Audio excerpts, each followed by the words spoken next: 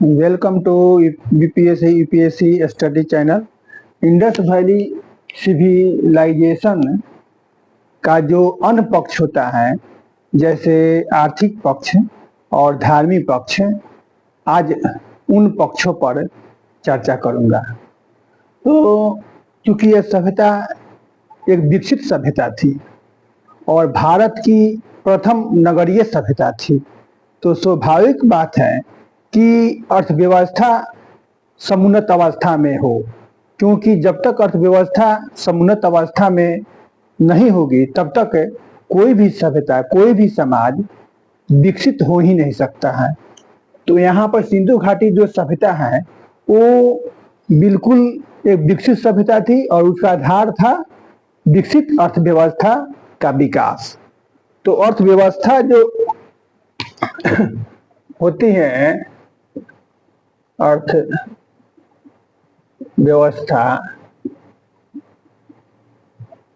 उसके विकास के लिए भी कई कारक की जरूरत होती है। उसमें सबसे प्रमुख कारक है कृषि का विकास, और कृषि का वैसा विकास जब अधिशेष होने लगे, यानी सरप्लस होने लगे। पहला कारक इसमें है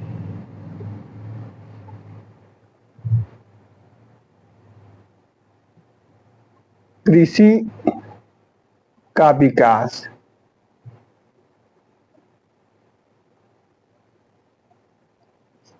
उस समय कृषि नदी के जो उपजाऊ भूमि थी नदी के तटों पर वहां होती थी, क्योंकि प्रत्येक मौसम में नदियां जो थी वो जलोढ़ मिट्टी को छोड़ देती थी, और जलोढ़ मिट्टी कृषि के लिए सबसे उपयुक्त मानी जाती हैं। तो नदियों द्वारा छोड़े गए जलोढ़ मिट्टी पर कृषि का उत्पादन अधिक से अधिक किया जाता था, और लगभग 9 प्रकार के फसलों को पहचान की गई है, जिसमें गेहूं है, जौ है, मटर है, सरसों है, चना है, तिल है, खजूर है, कपास है, इत्यादि फसलों की वहाँ खेती होती थी। तो कृषि चूंकि समुन्नत अवस्था में पहुंच चुकी थी और अधिशेष होने लगा था। अधिशेष यानी सरप्लस होने लगा था।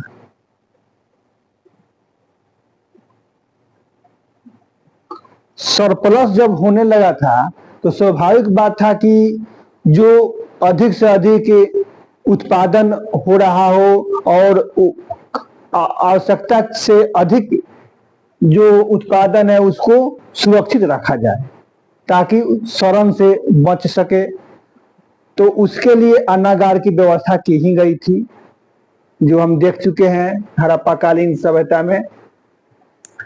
इसके अलावा जो अधिशेष था उसको उन स्थानों पर पहुंचाने की व्यवस्था की गई थी जहां पर इनका उत्पादन कम होता हो। तो अधिशेष के बदौलत इस पर आश्रित लोगों का नगरों में रहना संभव हो पाया, जैसे व्यापारी वर्ग था। तो इस अधिशेष को दूसरे जगह ले जाने के लिए और दूसरे जगह की जो वस्तुएं थी उसको सिंधु घाटी सभ्यता के लोगों तक लाने के लिए एक बिचौलिए वर्ग का उद्भव हुआ।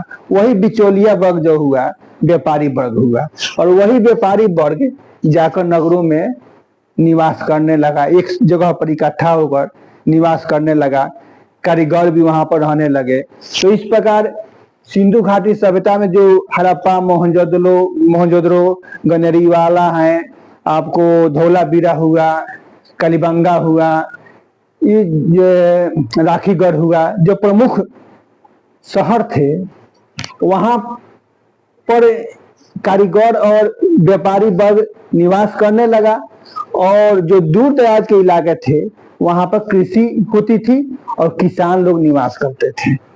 तो इससे क्या हुआ, व्यापार का विकास हुआ। व्यापार वाणिज्य,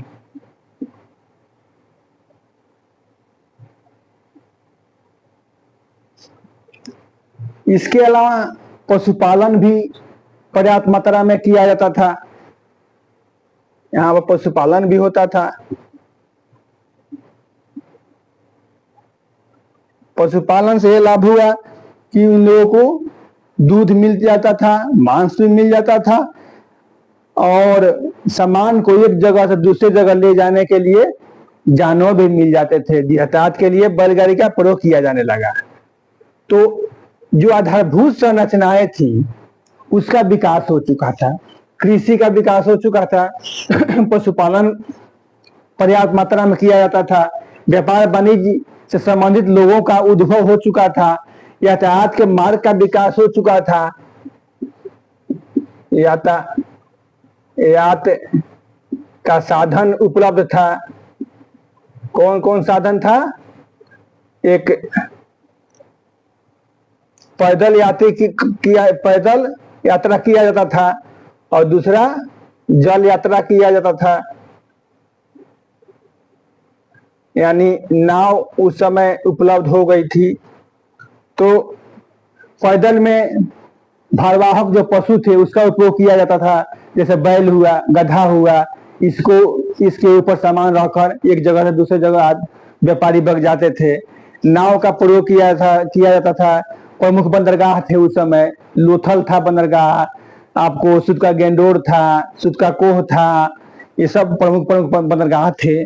तो यहाँ से नाव एक जगह से दूसरे जगह जाया करती थी। यानी कि आंतरिक व्यापार और बाह्य व्यापार दोनों होने लगा था।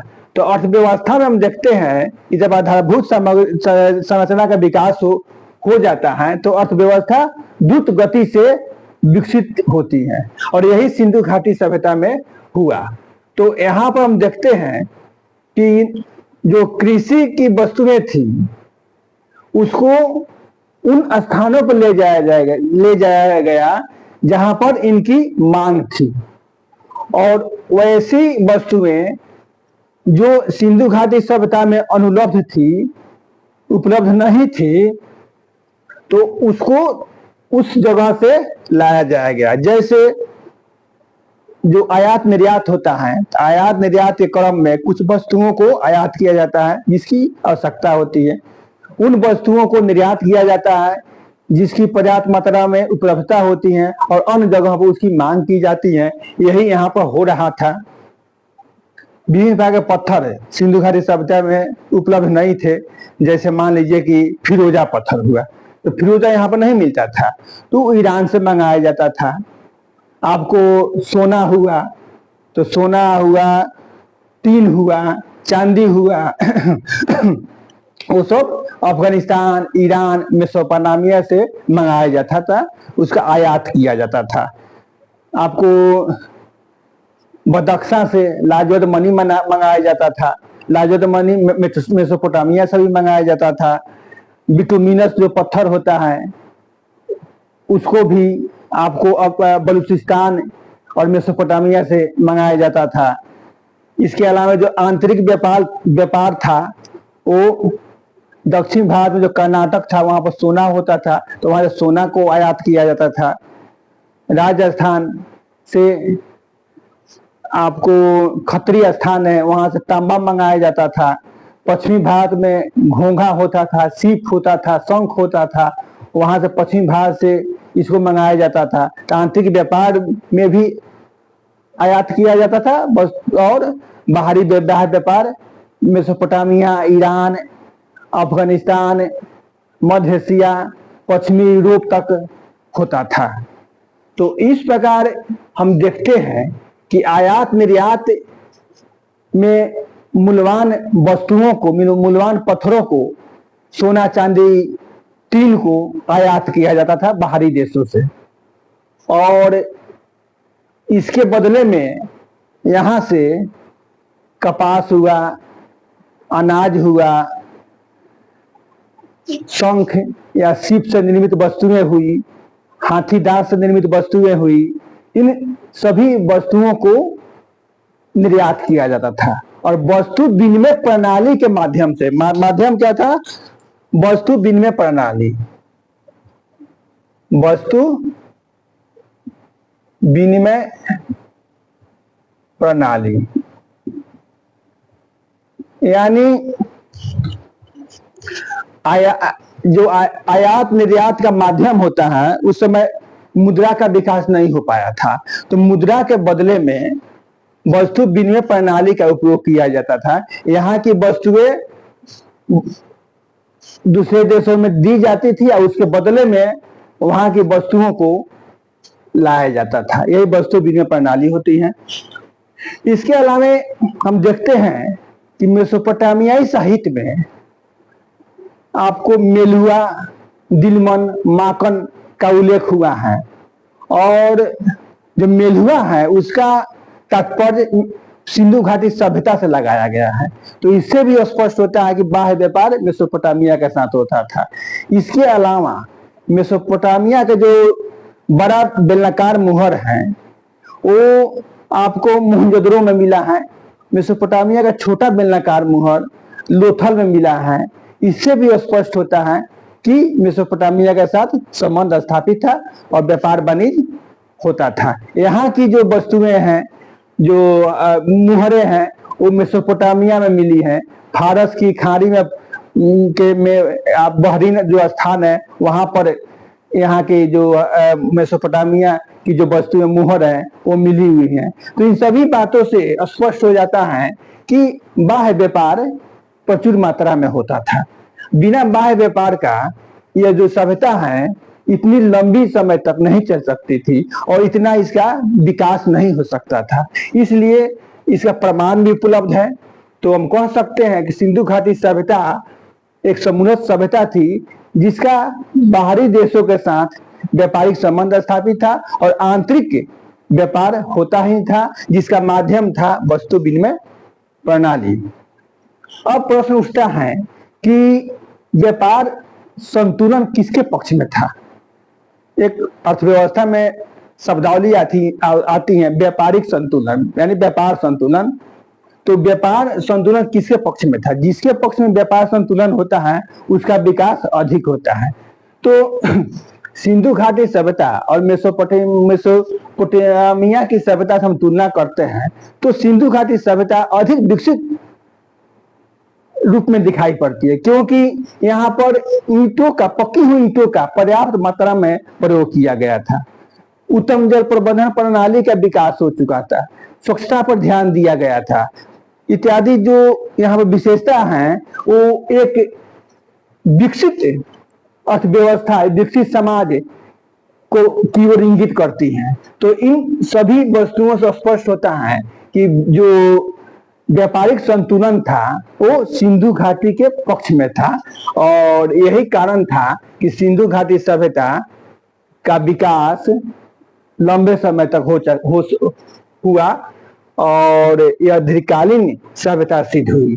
इसके अलावा एक और बिंदु ध्यान देने की है कि सिंधु घाटी सभ्यता का जो अर्थव्यवस्था थी उसमें कौन कौन लोग भाग लेते थे। ऐसा कोई प्रतिबंध तो नहीं था कि विशेष वर्ग ही उसमें भाग ले। वैसी कोई प्रतिबंध की बात तो उस समय तक नहीं सोची जा सकती थी, क्योंकि उस समय कोई जाति विशेष, कोई वर्ण व्यवस्था का विकास नहीं हुआ था। सभी लोग अपने इच्छा अनुसार, अपनी इच्छा अनुसार, स्वेच्छानुसार जो कार्य होता था वो कार्य करते थे। तो जिसकी रुचि थी व्यापार वाणिज्य करने की वो व्यापार वाणिज्य करता था, इसमें किसी भी प्रकार का प्रतिबंध नहीं था। और यही कारण था कि सिंधु घाटी सभ्यता अपने जो प्रारंभिक रूप थी, यानी कि जब उसका उद्भव हुआ ग्रामीण सभ्यता से शहरी सभ्यता की ओर, परिवर्तन की ओर बढ़ी, तब से लेकर विकसित अवस्था तक यानी लगभग 2000 ईसा पूर्व तक अपने चरमोत्कर्ष पर रही।